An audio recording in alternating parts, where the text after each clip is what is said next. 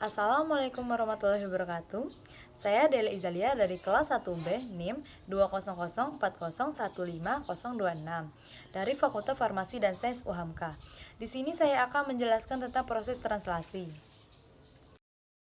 Di pertemuan sebelumnya, kita pernah belajar tentang tahapan transkripsi, di mana mRNA yang berada di nukleus akan keluar menuju sitoplasma melalui pori-pori nukleus. Hal ini dilakukan untuk melanjutkan ke tahapan berikutnya, yaitu translasi. Sehingga ada beberapa poin yang harus kita ingat di sini. Pertama, translasi merupakan proses penerjemahan mRNA untuk dibuat menjadi bentuk protein. Hal kedua yang harus diingat dalam translasi adalah aturan memasangkan basa nitrogen pada translasi adenit. Pada mRNA akan berpasangan dengan urasil pada tRNA. Urasil pada mRNA akan berpasangan dengan adenin pada tRNA. Guanin pada mRNA akan berpasangan dengan citosinin pada tRNA. Dan citosinin pada mRNA akan berpasangan dengan guanin pada tRNA. Sama halnya dengan transkripsi. Translasi juga memiliki 3 tahapan, yaitu inisiasi, elongasi, dan terminasi. Pada tahapan translasi ini, mRNA berperan sebagai cetakan untuk pembuatan protein.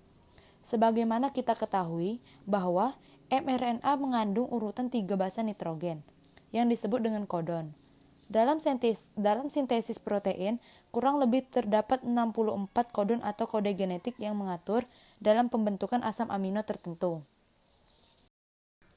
Ada 4 kode genetik khusus, yaitu 1 kode genetik mulai atau start, dan 3 kode genetik berhenti atau stop. Tahapan translasi dimulai dengan terikatnya unsur ribosom kecil ke bagian untai kodon, mulai atau start. Kemudian, setiap asam amino dibawa ke ribosom oleh tRNA spesifik. Jenis asam amino tersebut ditentukan oleh urutan antikodon.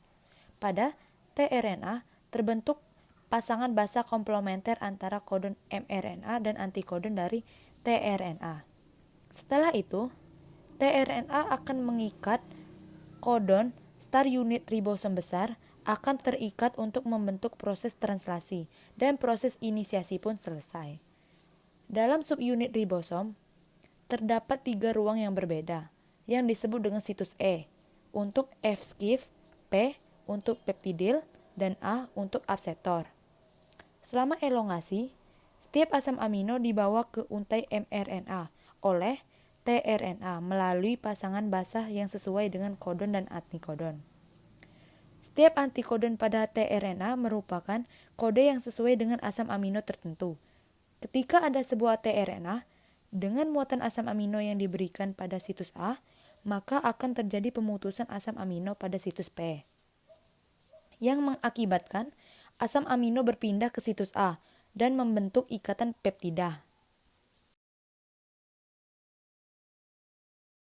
Nah teman-teman, kompleks translasi ini akan terus bergerak ke arah kanan sehingga tRNA yang tidak bermuatan akan keluar melalui situs E dan situs A akan kembali terbuka untuk menerima tRNA yang berikutnya. Tahap elongasi akan terus berlanjut sampai mencapai kode stop atau berhenti pada titik terminasi. Ketika telah sampai pada terminasi, tahap terminasi akan faktor iris akan mengikat situs E.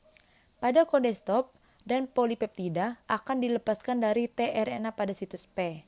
Kemudian, seluruh kompleks memisah dan proses akan dimulai lagi pada tahap inisiasi. Demikianlah tahapan dari proses translasi. Teman-teman, tujuan dari translasi itu adalah untuk menghasilkan protein atau polipeptida dengan hasil yang cepat dan akurat. Demikian yang dapat saya jelaskan, kurang lebih mohon maaf. Billahi fisabilil haq fastabiqul khairat. Wassalamualaikum warahmatullahi wabarakatuh.